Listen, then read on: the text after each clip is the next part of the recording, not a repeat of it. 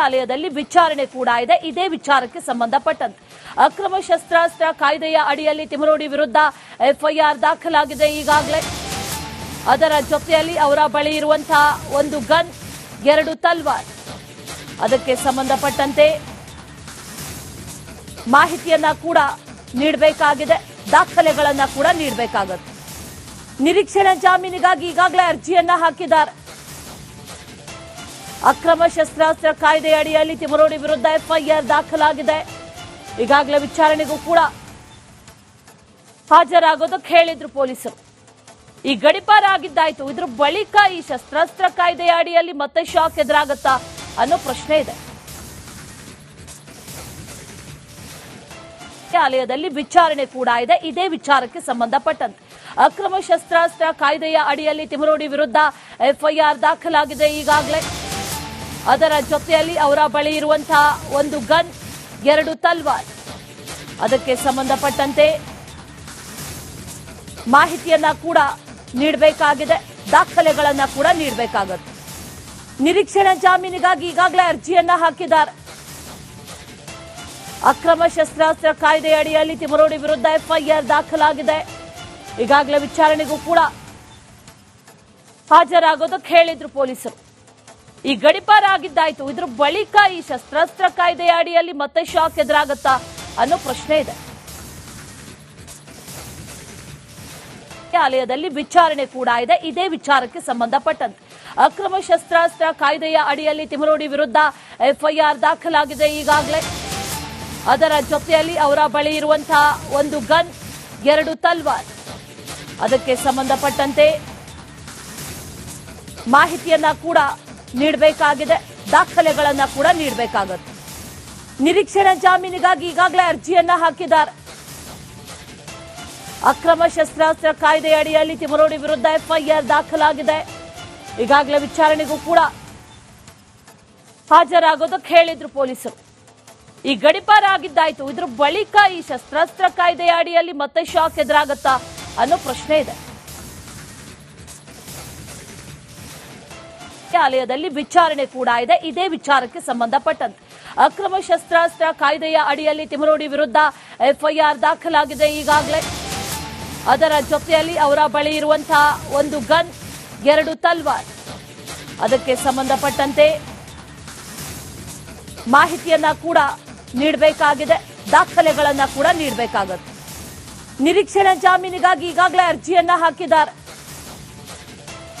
ಅಕ್ರಮ ಶಸ್ತ್ರಾಸ್ತ್ರ ಕಾಯ್ದೆ ಅಡಿಯಲ್ಲಿ ತಿಮರೋಡಿ ವಿರುದ್ಧ ಎಫ್ಐಆರ್ ದಾಖಲಾಗಿದೆ. ಈಗಾಗಲೇ ವಿಚಾರಣೆಗೂ ಕೂಡ ಹಾಜರಾಗೋದಕ್ಕೆ ಹೇಳಿದ್ರು ಪೊಲೀಸರು. ಈ ಗಡಿಪಾರ ಆಗಿದ್ದಾಯ್ತು, ಇದ್ರ ಬಳಿಕ ಈ ಶಸ್ತ್ರಾಸ್ತ್ರ ಕಾಯ್ದೆಯ ಅಡಿಯಲ್ಲಿ ಮತ್ತೆ ಶಾಕ್ ಎದುರಾಗುತ್ತಾ ಅನ್ನೋ ಪ್ರಶ್ನೆ ಇದೆ. ನ್ಯಾಯಾಲಯದಲ್ಲಿ ವಿಚಾರಣೆ ಕೂಡ ಇದೆ. ಇದೇ ವಿಚಾರಕ್ಕೆ ಸಂಬಂಧಪಟ್ಟಂತೆ ಅಕ್ರಮ ಶಸ್ತ್ರಾಸ್ತ್ರ ಕಾಯ್ದೆಯ ಅಡಿಯಲ್ಲಿ ತಿಮರೋಡಿ ವಿರುದ್ಧ ಎಫ್ಐಆರ್ ದಾಖಲಾಗಿದೆ. ಈಗಾಗಲೇ ಅದರ ಜೊತೆಯಲ್ಲಿ ಅವರ ಬಳಿ ಇರುವಂತಹ ಒಂದು ಗನ್, 2 ತಲ್ವಾರ್, ಅದಕ್ಕೆ ಸಂಬಂಧಪಟ್ಟಂತೆ ಮಾಹಿತಿಯನ್ನ ಕೂಡ ನೀಡಬೇಕಾಗಿದೆ, ದಾಖಲೆಗಳನ್ನ ಕೂಡ ನೀಡಬೇಕಾಗುತ್ತೆ. ನಿರೀಕ್ಷಣಾ ಜಾಮೀನಿಗಾಗಿ ಈಗಾಗಲೇ ಅರ್ಜಿಯನ್ನ ಹಾಕಿದ್ದಾರೆ. ಅಕ್ರಮ ಶಸ್ತ್ರಾಸ್ತ್ರ ಕಾಯ್ದೆ ಅಡಿಯಲ್ಲಿ ತಿಮರೋಡಿ ವಿರುದ್ಧ ಎಫ್ಐಆರ್ ದಾಖಲಾಗಿದೆ. ಈಗಾಗಲೇ ವಿಚಾರಣೆಗೂ ಕೂಡ ಹಾಜರಾಗೋದಕ್ಕೆ ಹೇಳಿದ್ರು ಪೊಲೀಸರು. ಈ ಗಡಿಪಾರ ಆಗಿದ್ದಾಯ್ತು, ಇದ್ರ ಬಳಿಕ ಈ ಶಸ್ತ್ರಾಸ್ತ್ರ ಕಾಯ್ದೆಯ ಅಡಿಯಲ್ಲಿ ಮತ್ತೆ ಶಾಕ್ ಎದುರಾಗುತ್ತಾ ಅನ್ನೋ ಪ್ರಶ್ನೆ ಇದೆ.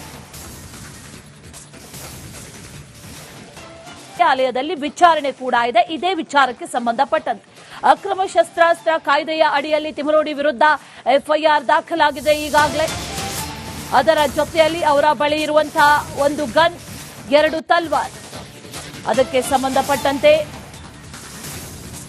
ಮಾಹಿತಿಯನ್ನ ಕೂಡ ನೀಡಬೇಕಾಗಿದೆ, ದಾಖಲೆಗಳನ್ನ ಕೂಡ ನೀಡಬೇಕಾಗುತ್ತೆ. ನಿರೀಕ್ಷಣಾ ಜಾಮೀನಿಗಾಗಿ ಈಗಾಗಲೇ ಅರ್ಜಿಯನ್ನ ಹಾಕಿದ್ದಾರೆ. ಅಕ್ರಮ ಶಸ್ತ್ರಾಸ್ತ್ರ ಕಾಯ್ದೆ ಅಡಿಯಲ್ಲಿ ತಿಮರೋಡಿ ವಿರುದ್ಧ ಎಫ್ಐಆರ್ ದಾಖಲಾಗಿದೆ. ಈಗಾಗಲೇ ವಿಚಾರಣೆಗೂ ಕೂಡ ಹಾಜರಾಗೋದಕ್ಕೆ ಹೇಳಿದ್ರು ಪೊಲೀಸರು. ಈ ಗಡಿಪಾರ ಆಗಿದ್ದಾಯ್ತು, ಇದ್ರ ಬಳಿಕ ಈ ಶಸ್ತ್ರಾಸ್ತ್ರ ಕಾಯ್ದೆಯ ಅಡಿಯಲ್ಲಿ ಮತ್ತೆ ಶಾಕ್ ಎದುರಾಗುತ್ತಾ ಅನ್ನೋ ಪ್ರಶ್ನೆ ಇದೆ. ನ್ಯಾಯಾಲಯದಲ್ಲಿ ವಿಚಾರಣೆ ಕೂಡ ಇದೆ. ಇದೇ ವಿಚಾರಕ್ಕೆ ಸಂಬಂಧಪಟ್ಟಂತೆ ಅಕ್ರಮ ಶಸ್ತ್ರಾಸ್ತ್ರ ಕಾಯ್ದೆಯ ಅಡಿಯಲ್ಲಿ ತಿಮರೋಡಿ ವಿರುದ್ಧ ಎಫ್ಐಆರ್ ದಾಖಲಾಗಿದೆ ಈಗಾಗಲೇ. ಅದರ ಜೊತೆಯಲ್ಲಿ ಅವರ ಬಳಿ ಇರುವಂತಹ ಒಂದು ಗನ್, 2 ತಲ್ವಾರ್, ಅದಕ್ಕೆ ಸಂಬಂಧಪಟ್ಟಂತೆ ಮಾಹಿತಿಯನ್ನ ಕೂಡ ನೀಡಬೇಕಾಗಿದೆ, ದಾಖಲೆಗಳನ್ನ ಕೂಡ ನೀಡಬೇಕಾಗುತ್ತೆ. ನಿರೀಕ್ಷಣಾ ಜಾಮೀನಿಗಾಗಿ ಈಗಾಗಲೇ ಅರ್ಜಿಯನ್ನ ಹಾಕಿದ್ದಾರೆ. ಅಕ್ರಮ ಶಸ್ತ್ರಾಸ್ತ್ರ ಕಾಯ್ದೆ ಅಡಿಯಲ್ಲಿ ತಿಮರೋಡಿ ವಿರುದ್ಧ ಎಫ್ಐಆರ್ ದಾಖಲಾಗಿದೆ. ಈಗಾಗಲೇ ವಿಚಾರಣೆಗೂ ಕೂಡ ಹಾಜರಾಗೋದಕ್ಕೆ ಹೇಳಿದ್ರು ಪೊಲೀಸರು.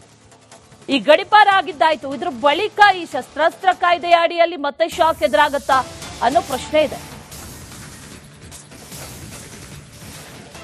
ನ್ಯಾಯಾಲಯದಲ್ಲಿ ವಿಚಾರಣೆ ಕೂಡ ಇದೆ. ಇದೇ ವಿಚಾರಕ್ಕೆ ಸಂಬಂಧಪಟ್ಟಂತೆ ಅಕ್ರಮ ಶಸ್ತ್ರಾಸ್ತ್ರ ಕಾಯ್ದೆಯ ಅಡಿಯಲ್ಲಿ ತಿಮರೋಡಿ ವಿರುದ್ಧ ಎಫ್ಐಆರ್ ದಾಖಲಾಗಿದೆ ಈಗಾಗಲೇ.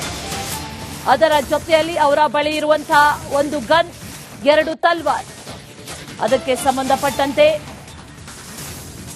ಮಾಹಿತಿಯನ್ನ ಕೂಡ ನೀಡಬೇಕಾಗಿದೆ, ದಾಖಲೆಗಳನ್ನ ಕೂಡ ನೀಡಬೇಕಾಗುತ್ತೆ. ನಿರೀಕ್ಷಣಾ ಜಾಮೀನಿಗಾಗಿ ಈಗಾಗಲೇ ಅರ್ಜಿಯನ್ನ ಹಾಕಿದ್ದಾರೆ. ಅಕ್ರಮ ಶಸ್ತ್ರಾಸ್ತ್ರ ಕಾಯ್ದೆ ಅಡಿಯಲ್ಲಿ ತಿಮರೋಡಿ ವಿರುದ್ಧ ಎಫ್ಐಆರ್ ದಾಖಲಾಗಿದೆ.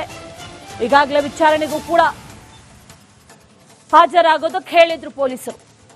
ಈ ಗಡಿಪಾರ ಆಗಿದ್ದಾಯ್ತು, ಇದ್ರ ಬಳಿಕ ಈ ಶಸ್ತ್ರಾಸ್ತ್ರ ಕಾಯ್ದೆಯ ಅಡಿಯಲ್ಲಿ ಮತ್ತೆ ಶಾಕ್ ಎದುರಾಗುತ್ತಾ ಅನ್ನೋ ಪ್ರಶ್ನೆ ಇದೆ. ನ್ಯಾಯಾಲಯದಲ್ಲಿ ವಿಚಾರಣೆ ಕೂಡ ಇದೆ. ಇದೇ ವಿಚಾರಕ್ಕೆ ಸಂಬಂಧಪಟ್ಟಂತೆ ಅಕ್ರಮ ಶಸ್ತ್ರಾಸ್ತ್ರ ಕಾಯ್ದೆಯ ಅಡಿಯಲ್ಲಿ ತಿಮರೋಡಿ ವಿರುದ್ಧ ಎಫ್ಐಆರ್ ದಾಖಲಾಗಿದೆ ಈಗಾಗಲೇ. ಅದರ ಜೊತೆಯಲ್ಲಿ ಅವರ ಬಳಿ ಇರುವಂತಹ ಒಂದು ಗನ್, 2 ತಲ್ವಾರ್, ಅದಕ್ಕೆ ಸಂಬಂಧಪಟ್ಟಂತೆ ಮಾಹಿತಿಯನ್ನ ಕೂಡ ನೀಡಬೇಕಾಗಿದೆ, ದಾಖಲೆಗಳನ್ನ ಕೂಡ ನೀಡಬೇಕಾಗುತ್ತೆ. ನಿರೀಕ್ಷಣಾ ಜಾಮೀನಿಗಾಗಿ ಈಗಾಗಲೇ ಅರ್ಜಿಯನ್ನ ಹಾಕಿದ್ದಾರೆ. ಅಕ್ರಮ ಶಸ್ತ್ರಾಸ್ತ್ರ ಕಾಯ್ದೆ ಅಡಿಯಲ್ಲಿ ತಿಮರೋಡಿ ವಿರುದ್ಧ ಎಫ್ಐಆರ್ ದಾಖಲಾಗಿದೆ. ಈಗಾಗಲೇ ವಿಚಾರಣೆಗೂ ಕೂಡ ಹಾಜರಾಗೋದಕ್ಕೆ ಹೇಳಿದ್ರು ಪೊಲೀಸರು.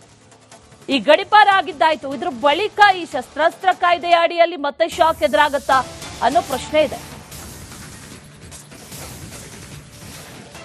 ನ್ಯಾಯಾಲಯದಲ್ಲಿ ವಿಚಾರಣೆ ಕೂಡ ಇದೆ. ಇದೇ ವಿಚಾರಕ್ಕೆ ಸಂಬಂಧಪಟ್ಟಂತೆ ಅಕ್ರಮ ಶಸ್ತ್ರಾಸ್ತ್ರ ಕಾಯ್ದೆಯ ಅಡಿಯಲ್ಲಿ ತಿಮರೋಡಿ ವಿರುದ್ಧ ಎಫ್ಐಆರ್ ದಾಖಲಾಗಿದೆ ಈಗಾಗಲೇ. ಅದರ ಜೊತೆಯಲ್ಲಿ ಅವರ ಬಳಿ ಇರುವಂತಹ ಒಂದು ಗನ್, 2 ತಲ್ವಾರ್, ಅದಕ್ಕೆ ಸಂಬಂಧಪಟ್ಟಂತೆ ಮಾಹಿತಿಯನ್ನ ಕೂಡ ನೀಡಬೇಕಾಗಿದೆ, ದಾಖಲೆಗಳನ್ನ ಕೂಡ ನೀಡಬೇಕಾಗುತ್ತೆ. ನಿರೀಕ್ಷಣಾ ಜಾಮೀನಿಗಾಗಿ ಈಗಾಗಲೇ ಅರ್ಜಿಯನ್ನ ಹಾಕಿದ್ದಾರೆ. ಅಕ್ರಮ ಶಸ್ತ್ರಾಸ್ತ್ರ ಕಾಯ್ದೆ ಅಡಿಯಲ್ಲಿ ತಿಮರೋಡಿ ವಿರುದ್ಧ ಎಫ್ಐಆರ್ ದಾಖಲಾಗಿದೆ. ಈಗಾಗಲೇ ವಿಚಾರಣೆಗೂ ಕೂಡ ಹಾಜರಾಗೋದಕ್ಕೆ ಹೇಳಿದ್ರು ಪೊಲೀಸರು. ಈ ಗಡಿಪಾರ ಆಗಿದ್ದಾಯ್ತು, ಇದ್ರ ಬಳಿಕ ಈ ಶಸ್ತ್ರಾಸ್ತ್ರ ಕಾಯ್ದೆಯ ಅಡಿಯಲ್ಲಿ ಮತ್ತೆ ಶಾಕ್ ಎದುರಾಗುತ್ತಾ ಅನ್ನೋ ಪ್ರಶ್ನೆ ಇದೆ.